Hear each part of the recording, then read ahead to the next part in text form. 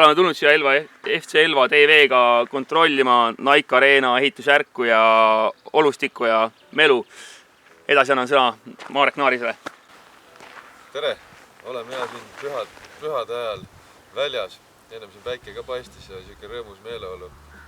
Ja paistab juba, et meil hakkab siin põhi valmis saama. Aga meil on homme mäng, et me mõtlesime Matiga, et teeme maru kiiresti. Kutsume mõned mehed veel appi, et kedagi siia veel ei ole jõudnud. Paneme masinad tööle ja rullid ise maha ja saame selle mängu ära tehtud. Et no vaatame, mis täna välja kukub.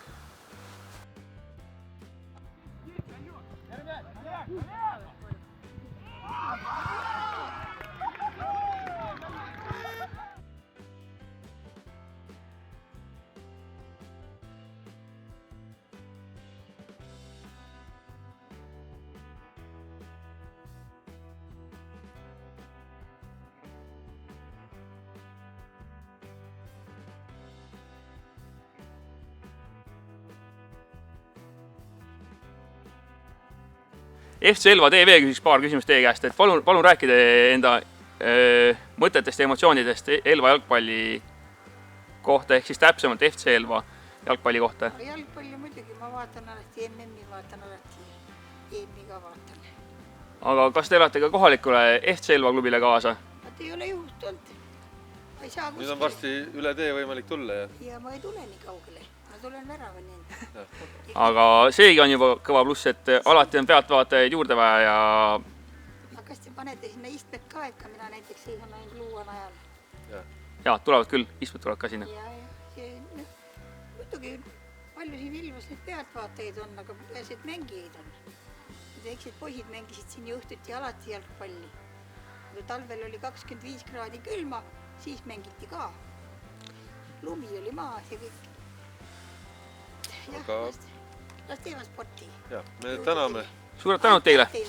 Et alustasime Elvas Nike Arena tulevasel kunstmuru väljakul ja et kuidas me siia saime, Marek? Räägi meile seda. Tegelikult jah, oli siuke kaval plaan, et 2-3 mehega me ju mingi rulle maha ei pane.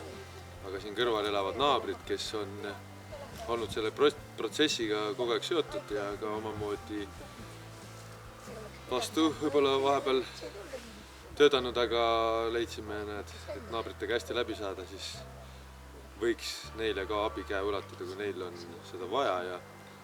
Ja me ise oleme õnnelikud, natukene on trenni tehtud siin paar tundi, mõned riidad puid sisse veetud ja ma arvan, et see ei ole kellegile tüki küljest ära võtnud ja Ott ka, tuublimängija, võib-olla ütleb paar sõna.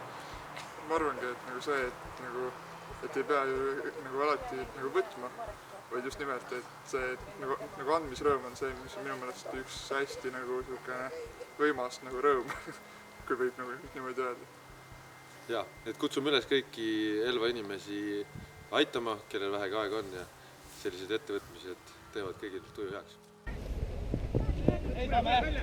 Kure!